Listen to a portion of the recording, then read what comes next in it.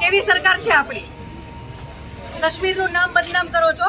કાશ્મીરમાં કઈ વાંધો નથી, વાંધો આપણી સરકારની સિક્યુરિટીમાં છે. ટેક્સ ભરીને સેલરી મળે છે તોય કાંઈ જ સુવિધા નહીં, કાંઈ એટલે કાંઈ નહીં. હેલિકોપ્ટર તો છોડો, કોઈ એમ્બ્યુલન્સ નહીં, કોઈ માણસ નહીં, કોઈ મિલિટરી નહીં, કોઈ ઓફિસર નહીં. આતંકવાદી આટલી સામે આવીને ગોળી મારી દેશે તો આપણી સરકાર કરે છે શું? અમે ત્યાં ફરવા ગયા તો અમે જ્યાં જોઈએ ત્યાં મિલિટરી, તો અમને એમ કે સારામાં સારી જગ્યા છે, સેફમાં સેફ જગ્યા છે. અમારી સામે આવીને બંદૂક મારીને હસતો હતો એ, અને જ્યાં સુધી જીવ ન ગયો ત્યાં સુધી ઉભો રહ્યો. હિન્દુ ને મુસલમાનને અલગ કર્યા, મુસલમાનને કાંઈ ન કર્યું. જેટલા હિન્દુ પુરુષ હતા બધાને ગોળી મારી દીધી, બધાને આવડા છોકરા હતા.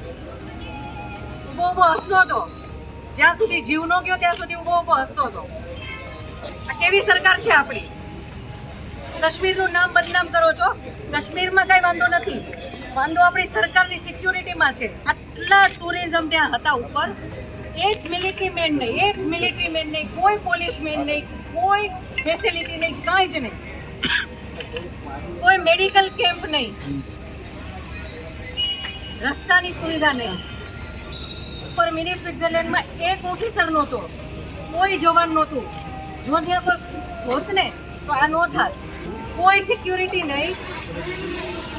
આ બધું બની ગયું છે છતાં નીચે જે મિલિટરી હતા એ લોકોને ખબર જ નથી કે ઉપર શું થયું છે.